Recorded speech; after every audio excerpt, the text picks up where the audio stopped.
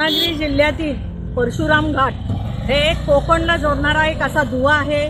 परशुराम क्षेत्र आहे, इथे धार्मिक असं गोव्याकडे जाणारा रस्ता आहे आणि कोकण हे पर्यटनाचं क्षेत्र आहे।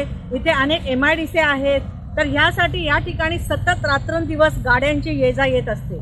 या ठिकाणी जात असताना ह्या गाडीचे जे वाहन चालक आहेत आणि प्रवासी हे अतिशय आपला जीव धोक्यात घालून या ठिकाणी जात आहेत। याचं एकमेव कारण म्हणजेच राष्ट्रीय महामार्ग झालेले आहेत, परंतु खऱ्या अर्थाने ते सुरक्षित नाहीयेत। कुठेही आपल्याला संरक्षक भिंत दिसत नाहीये।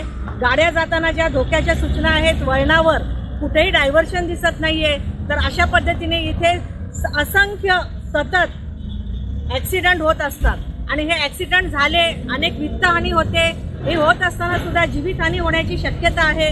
नैसर्गिक आपत्तीच्या नावाखाली आपण पाहू शकाल तर डोंगरांचे कडे घसरलेले आहेत, पण त्याला कुठेही संरक्षक भिंत दिसत नाही।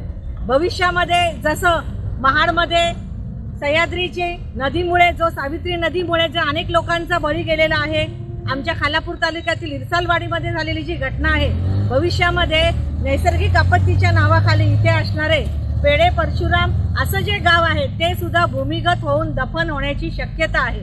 हा अतिशय गंभीर विषय आहे। हिवाळी अधिवेशन चालू झालेलं आहे, अनेक मंत्रिमंडळ आपल्या शपथा घेत आहेत।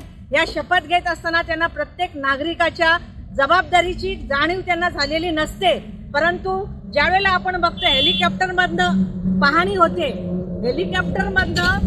होते, परंतु प्रत्यक्षात इथे येऊन या रोडांची जी दुरावस्था झालेली आहे किंवा कंत्राटदारांकडनं निकृष्ट दर्जाचं जे काही काम झालेलं आहे आणि ह्या संपूर्ण आपण बघताय आजही आणि मेंटेनन्सच्या नावाखाली केवळ कॉन्ट्रॅक्टदार हा आपला सरकारी खजिना लुटत आहे।